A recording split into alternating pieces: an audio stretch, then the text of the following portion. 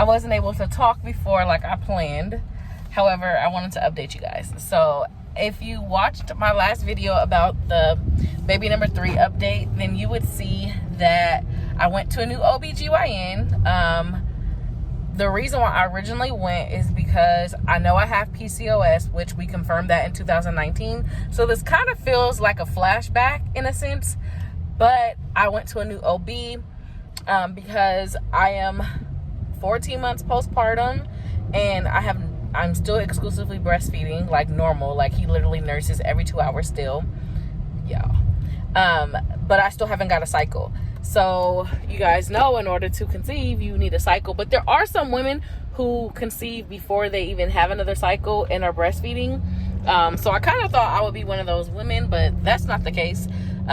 So I went to just make sure everything was okay and that if it was normal to still not have a cycle now, because I'm not even though I'm not on birth control, breastfeeding, and have PCOS. So since we were at a new doctor, she asked me how did I feel about getting an ultrasound to, check my ovaries and everything, and then, getting some more lab work. Because the previous doctor I went to, when I confirmed I had PCOS, I don't feel like he was as attentive and detailed as I would have liked. So I felt like it wouldn't have hurt it to, go through the process again. So I just left, as you guys saw, from getting the labs done. So hopefully, so they test like the testosterone, they check my hemoglobin, and she's checking my thyroid just to make sure, like, to rule those things out and to see if I do have testosterone, which is, a part of the PCOS.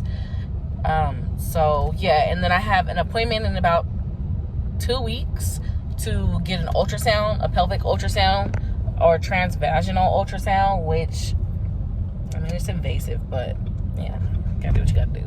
So once we figure that out, basically what she said was she could give me birth control, which of course we know that would bring upon a fake period. Is that Pasadena? Yeah, it is Pasadena police. Anyways, so it wouldn't be technically like a regular period. It would just basically be the like birth control leaving my body, but the birth control would kind of defeat the purpose. But I wonder if I did like the birth control for a month, like would that, after that, would it come back naturally?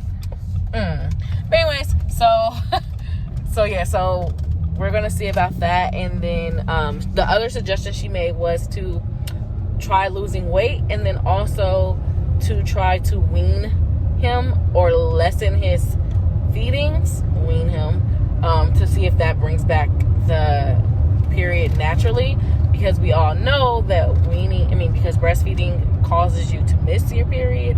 And then also all the medicines that they would give, like i.e. I took Metformin to conceive him. I can't take Metformin. It hasn't been proven yes or no to affect the baby, but because whatever the mommy eats or drink is in your breast milk, it could affect the baby. So now we're on our way to have some lunch because I have been fasting. So I haven't ate since last night about 11 o'clock. I had my last meal. Well, not meal, I had like some snacks, but anyways, so that was the last time I ate. It's currently 1:30, so we're about to go to Panera. I'm gonna get a little salad, a little bread bowl, and yeah. So you guys want to say what's up to Tay? How do you feel about me going through this process, all over again? It's good to get checked again. Things might change. True. It could definitely change, but does it feel like, for me, it kind of feels like, dang, why do we have to go through all of this to conceive? And not even just to conceive, just to make sure I'm okay, like. Everybody's story is different. Everybody's body is different. You're not talking loud enough. They're not going to be okay. Everybody's story is different. Everybody's body is different. So it's like, you just got to do it.